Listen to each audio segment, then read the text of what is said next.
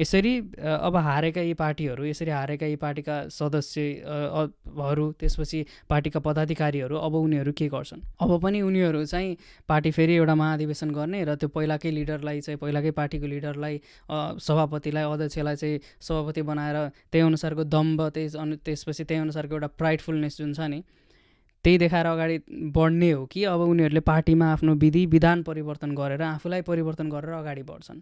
नयाँ युवा पुस्तालाई प्रोत्साहन गर्नु पर्यो। जुन लोकल लेभलमा यी पार्टीका काम गरेका मान्छेहरू छन् तीहरूलाई पनि प्रोत्साहन गर्नु पर्यो र तीहरूलाई अपर्च्युनिटी दिनु पर्यो अगाडि बढ्न। एमाले पार्टीमा राम्रो काम गर्ने मान्छे नभएको होइन, काङ्ग्रेस पार्टीमा राम्रो काम गर्ने मान्छे नभएको होइन, त्यसै गरी माओवादीमा पनि राम्रो काम गर्ने र गरेका मान्छे नभएको भने होइन।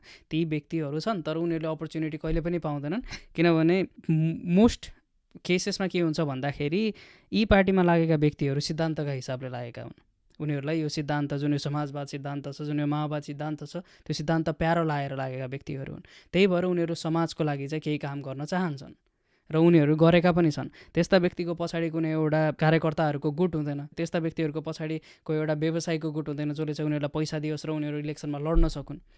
ती व्यक्तिहरूलाई त प्रमोट नगर्नका कारण, ती व्यक्तिहरूको आवाज नसुन्नका कारण एमाले, काङ्ग्रेस, त्यसपछि माओवादी आज यो सिचुएसनमा पुगेको छ।